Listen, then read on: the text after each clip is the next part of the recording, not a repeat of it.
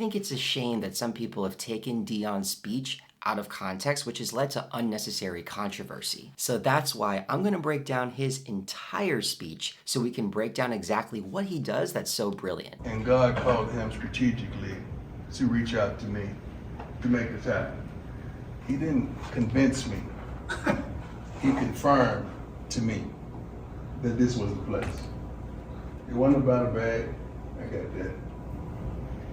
It was all about opportunity to do something that hadn't been done in quite some time. And Rick, I'm forever grateful for that opportunity. I appreciate you. I love you. Thank you. Love you too. For investing in me. I appreciate it. Now let's get to business. So I'm seeing two things that Deion does really well that you should pick up on when it comes to presenting in front of a hostile or skeptical audience. The first thing is he handles potential objections up front. You wonder about a bag? I got that. By doing this, you're effectively disarming them so that they then can internalize your message. The second is he directly thanks and engages with an ally that the audience has to respect. CU Athletic Director Rick George. You know, at Jackson State, we gotta believe. I'm still gonna believe because I've been believing ever since when I told my mother at the age of 7, I was gonna make a lot of money, I was gonna be rich, and she was gonna never have to work another day of my life. And my actions lined up with that belief. And I hadn't stopped believing. And I have a problem when young men with everything in front of them don't believe. That's a problem for me.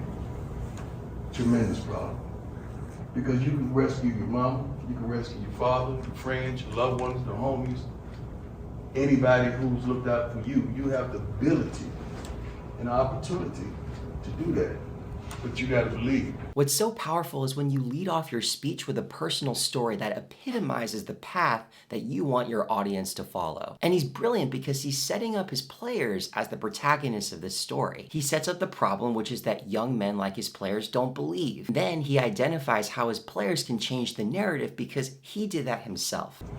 I still have unfinished business to do at Jackson State because whatever I start, I'm gonna finish. And we gotta go win this championship. We gonna do that. But then shortly thereafter, I just want you to know, I'm coming. Deion says the words, "I'm coming," so many times throughout the duration of his speech. Now we call this the anchor. When your audience remembers that anchor weeks or even months later, they'll remember exactly what you said.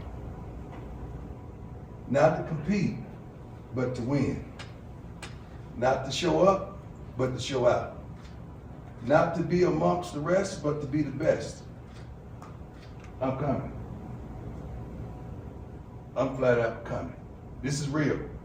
This ain't no ESPN or this ain't one of the networks you just happen to see. No, I'm right in front of you. You know why? Because I'm coming. I'm coming to restore, to replace, to re-energize. Some of y'all that are salvageable. I'm not gonna lie, everybody that's sitting there in the seat ain't gonna have a seat when we get back. But I'm coming. I started, and we're gonna go dominate, and we're gonna work.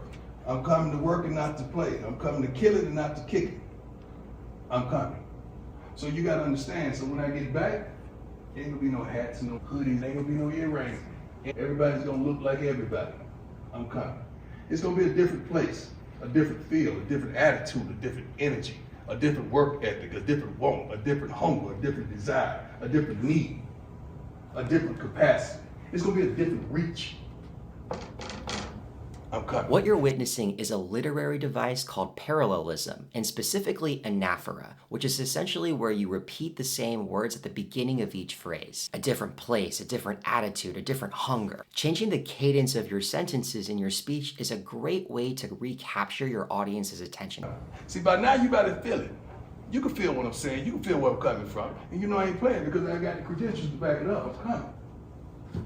Just the sake of my voice, the commitment to excellence, that there's not going to be any more mediocrity, period.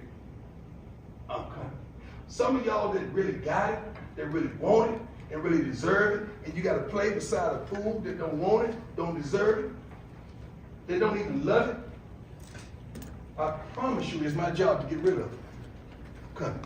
Watch how Deion targets a corner of the room as he slowly approaches and makes direct eye contact with his players as he emphasizes his key point. When you're presenting, lock eye contact with a specific member of your audience for at least 5 seconds. It may seem like a long time, but what it does is it signals implicitly to the rest of your audience to focus on your direct interaction with that particular person. Another point is to avoid standing behind the podium while delivering your entire speech. If you can, try to move strategically across the stage. It could be to show progression in a storyline, going from point A of the stage to point B to point C. By moving strategically, you're establishing your credibility and you're further emphasizing your main points with your body language, not just with your words. I love everything about this institution. Academics, no crime, beautiful city, beautiful stadium. We've never had nothing of sort to work out in, to trade in. Our kids would go absolutely crazy to be in this situation that you're in. But you don't respect it. I'm coming. You don't want it. I'm coming. Some of y'all don't even think you deserve it. I'm coming. And usually with God, He sent me to a place to be a conduit of change. I'm coming. Uniforms may not even look like they look now. I'm coming. The cleats, I guarantee you it's going to be something special. I'm coming. To make people feel your message, don't just state it plainly. Instead, illustrate it with clear details. The uniforms, the cleats, no hoodies. We got a few positions already taken care of because I'm bringing my luggage with me, and it's Louis. I'm coming. It ain't going to be no more of the mess that these wonderful fans, the student body, and some of your parents have put up with for probably 2 decades now. I'm coming. And when I get here, it's gonna be changed. So I want y'all to get ready to go ahead and jump in that portal. Because we bring kids that are smart, say that, smart, tough, fast, disciplined, with character. This part was taken out of context. Critics claim that Deion takes things to the extreme by encouraging his players to chant alongside him as he describes the players that he's going to bring in to replace them. But what he's actually doing is he's getting his players to internalize that core message by having them repeat everything he's saying. Is that you? Yes, sir. Is that you? Yes, sir. Is that you? Yes, sir. Is that you? Yes, sir. Is that you? Yes, sir.